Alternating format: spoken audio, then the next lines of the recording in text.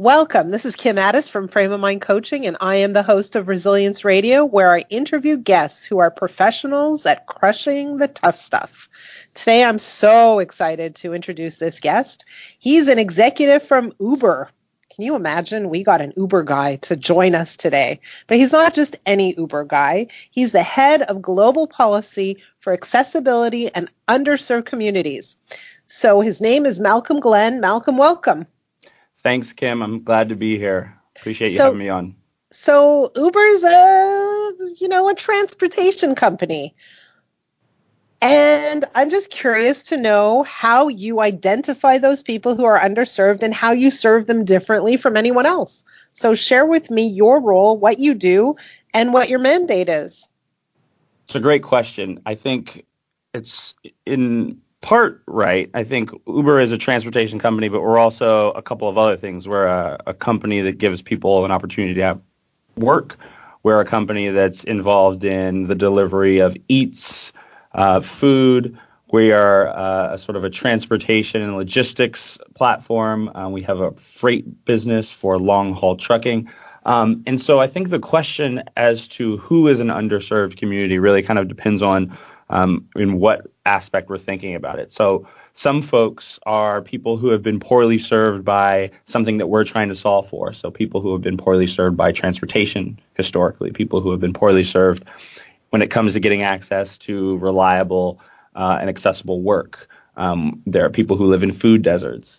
There are people who, for whom there have been either sort of physical or geographical or financial barriers to entry to some component of our platform at some part in our life. And some of those people are a little bit easier to identify than others. I think, when we're talking about people with disabilities, for example, it's fairly easy to pinpoint people who are wheelchair users and people who need expanded access as a result of using a wheelchair. But it's a little bit more difficult when you're talking about, say, a geographically underserved community. Are you talking about people who are far away from transit? Are you talking about people who live in rural areas? Or is the answer all of the above? I think for us, it's all of the above, which is to say that we are answering some of those questions better than we are others. But my job every day is to really grapple with them, to talk to people out in the world and try to come up with solutions that serves as many people as possible. So how long have you been with Uber? I've been with Uber for just over 3 years, and I've been in this role specifically for about the last 5 months. Wow. Okay. So 5 months. And tell me a little bit about give me an example of a strategy you may have been part of or maybe happened before you got to this role where you specifically targeted and addressed a problem for the underserved community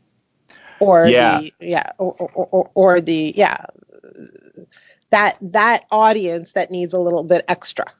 Yeah, it's a great question. And so in my old role, I did a lot of work that brought me in touch with issue groups and organizations and nonprofits that represent people from underserved communities. And so I did a lot of work, for example, with the disability community. And so one of the things that we heard for the entire time I've been here, and quite frankly, since long before I got to Uber, was that the nature of our platform doesn't necessarily serve everyone who uses a wheelchair, particularly someone who's an electric wheelchair user, meaning that they can't transfer from their chair into the seat in a car.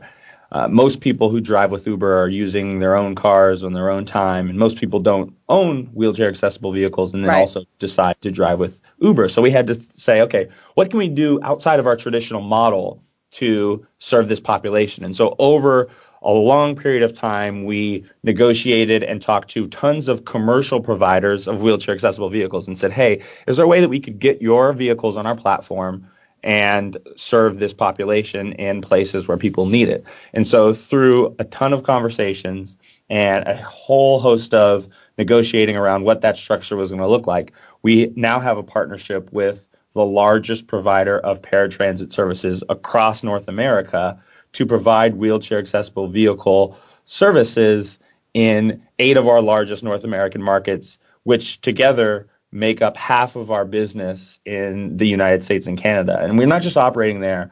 We have a pretty significant level of reliability in those places. So right now, in most of those places, folks can get a ride in a wheelchair accessible vehicle in 15 minutes or less on average, which might not sound like a big deal in a vacuum, but when you think about the alternative, which is for most people paratransit services, which requires booking 24 hours in advance, we think it's a meaningful improvement. We know that we have a lot. We know we have a lot more to do in that space, but we're excited about the progress we've made, and it's been over the course of a number of weeks and months that I've been at Uber trying to negotiate and get that deal in place. Congratulations. That's a big deal. And by the way, I am pretty exposed to the paratransit services, and I know the delays that can happen. Even when you do book 24 hours in advance, a lot of people are still waiting way past their time of pickup, just hanging out waiting. And it's sad when you see someone just sitting there waiting for their ride to come by. I have a question for you. Maybe it's not the most politically correct question, but this market, and you just arranged something pretty spectacular. Is it a lucrative arrangement, or is it something that Uber does because it's the right thing to do? Is there a balance there? There's a balance. Right now, we are investing fairly significantly in making sure that this service is reliable and sustainable. But we also recognize that there is a value imperative beyond just money to get this right. Mm-hmm. One, I think, comes from the fact that we have a new CEO in about the last 14 months who has really tried to instill at this company this notion of doing the right thing for doing the right thing's sake. So we have these cultural norms that we talk about internally. And I think the one that basically everyone at this company could recount to you is do the right thing, period. Mm-hmm. And so I think it is this recognition that we have an opportunity to transform an outcome for a community that has been very poorly served in a transportation space for a long time. There's a recognition that in the long term, we have a diverse and a unique business that can have profitability in some parts of it, and we can use those funds to ultimately serve parts of the company that may take a little bit longer to get to that point. But I think ultimately the question that we're trying to ask ourselves, and is certainly trying to become a norm that everyone in a company subscribes to, is, are we doing the right thing? Now, I think we are further along in that process than we were, say, 2 years ago. We are not where I think everyone at this company wants to be, and certainly where leadership wants to be, as well as where I want to be. And so my job is to try to push us more towards that notion. Mm-hmm. So before you were with Uber, you were with Google, and before that you were with the American Federation for Children, always working towards the same goal, always working in the same area with respect to serving the underserved communities, or was it different? It's been mostly that. So in my first couple of jobs, my first job out of college was working in political polling consulting for a firm serving progressive candidates and working on behalf of issues that are going to help people who tend to live on the margins. And then I went to work in education advocacy that was explicitly focused on helping folks from low income areas. And then I switched to Google, and I really wanted to find a place that had the resources to make what I thought was the impact that could really be sort of transformative for large groups of people. My job at Google was pretty different. I was working there on an executive communications team where I was leading all of the comms for one of our senior leaders, communicating his vision and strategy both to the internal audience and the external audience. And it was there that I realized I really kind of want to get back to this notion of equity and serving people who traditionally have a little bit of a harder shot at some form of life. And so when I was making the transition away from Google, I really said, okay, let me find a place where I can, even if it's not the fundamental mission of the institution, let me find a place where I can at least work on issues related to equity and improving service and making outcomes better for marginalized communities. Mm-hmm. So you've had a pretty formidable career. You're not that old. You're a pretty young guy. Looking back, what was your personal greatest adversity? I think my personal greatest adversity came very early in life. I lost my dad when I was 5 years old. Wow. And I think there were things that I didn't understand about that experience until I became an adult.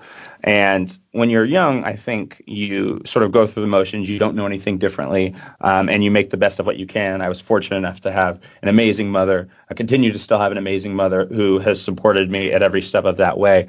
But becoming an adult and really kind of grappling with the emotions and the grief and the reality of what that means in a way that you're not able to when you're young is a remarkable process. And I think for me, it's been a very therapeutic process because now, and into adulthood, I started to develop the tools to deal with this very significantly impacting experience in my formative years. And so it happened early, but I would say that the experience of really grappling with it has been a lifelong one, and I imagine will continue to be a lifelong one for as long as I'm around. Share with our audience how that experience actually affected you or impacted you.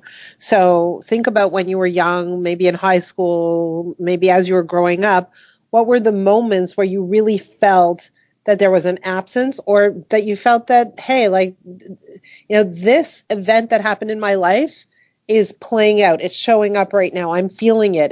It's affecting me. Yeah, that's a great question. I think, it affects you every day on a micro level, particularly, in the immediate aftermath. Even when you're young, you feel it every day. The absence is there. But I think there are some ways that I didn't fully grapple with that absence until I moved into a different experience. And so I left home for college, and I think it was living away from home, living in a completely different environment, being away from my mother and the experience that I'd known basically my entire life, that really intensified and articulated to me what that absence meant. And so I think I dealt with it in some of my experiences trying to form very full-throated relationships with people who were close to me. And I didn't realize this at first. I think I was sort of stumbling through this process. Yes, go ahead. So I'm going to slow you down. What does a full-throated relationship mean? I think if you'd have asked me after high school, I would have said I'm very well-liked, but I have a lot of friends and I have a lot of close relationships and a lot of people who are close in my life. And I think it was going away from school and really kind of grappling with this notion of closeness, which I think is related to the loss that I experienced relatively early in life, that really made me kind of really start to interrogate what closeness meant. And so, do I talk to these people a lot every day? Yes. Do they know lots of facts about me? Sure. Do we spend time together? Yes. But are we dealing with the things that are most important to us? When they have an issue that is something they wouldn't necessarily want to share, that makes them uncomfortable, that is scary, will they come to me about that thing? And vice versa. And I realized as I was starting to deal with some of those things in my own right, I didn't feel like I had as big of a group, as big of a sort of network to help me through those processes, even though I knew a lot of people and I could call up a lot of people and I had lots of friends. I'm doing air quotes now. It was, I think, being away from that environment that I knew my whole life that really made me grapple with it. And as I started to interrogate, why is this happening? Why am I struggling with this? I think it started to make me go back to this very significant loss. And I think some of the fears that manifested themselves around that loss very early in my life. So I want to share something very interesting with you that's also very timely. My mother passed away a few weeks ago on January 7th. Oh, I'm so sorry to hear that, Kim. Oh, don't be sorry. So here's what I'm grappling with. And I think it's a little bit related to what you're talking about, is that when somebody in your life dies, the public reacts a certain way. They say, I'm sorry. Sorry for your loss. My condolences. Right. And they immediately jump to a place where you must feel sad or bad or pain or struggle. And my experience, similar to yours, is that I felt like, oh my God, I got such an outpouring, on social media, but personally everywhere, from lots of friends and acquaintances of people who shared their sorrow, although I didn't feel sorrow. But what it did trigger within me is that a lot of these conversations were very surface level. So I think only one person in my life asked me, how was the funeral? Yeah. Right. And what I started to think about is, like, people are afraid to go to those deep, personal, intimate subjects.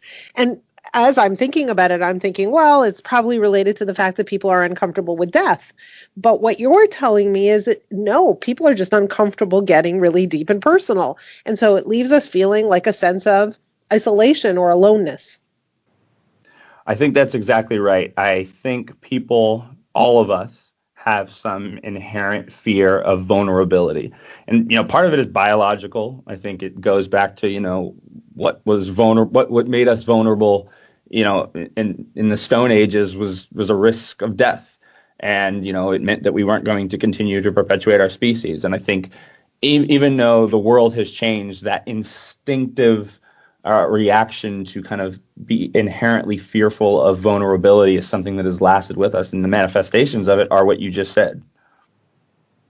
Yeah, I find it very, very fascinating. So as you went to university and as you said, yes, I have a whole bunch of friends and we do spend time together and they do know a whole bunch of things about me, I feel this feeling of disconnection. I'm speaking on your behalf here. Yes, that's right.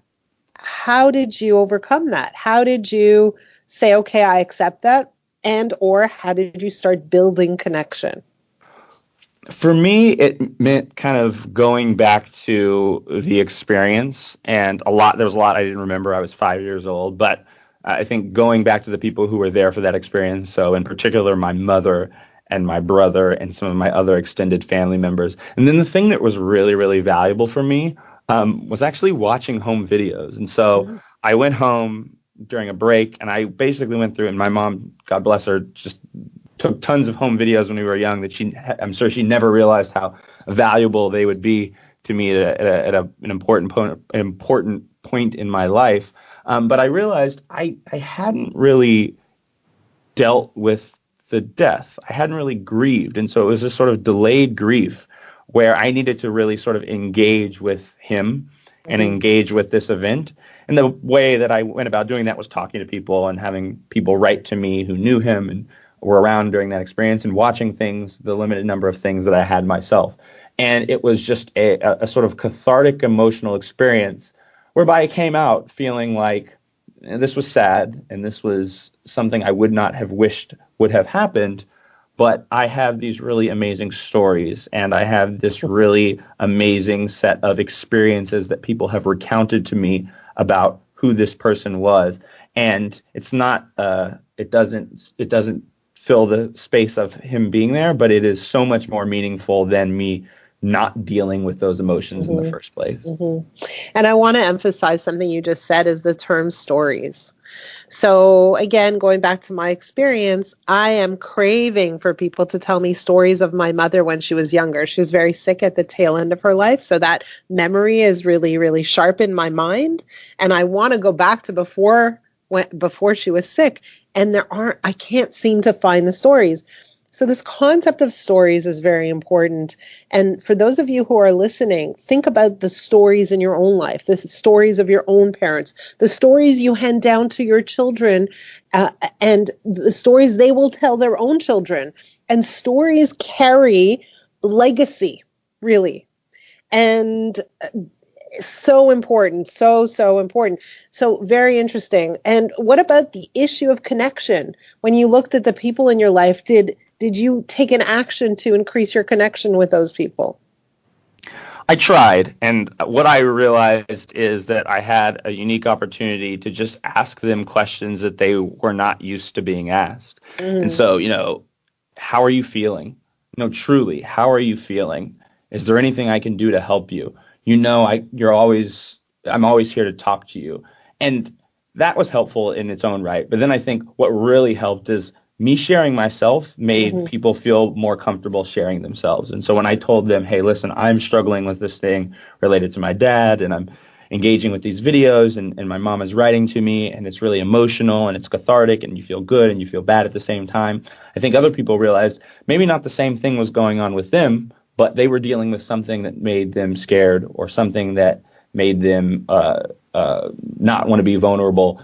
And it was me telling them I was there, but then me really showing them, hey, vulnerability is okay. It's not the end of the world. It actually is going to help you feel better. That I then got people talking to me about those same things.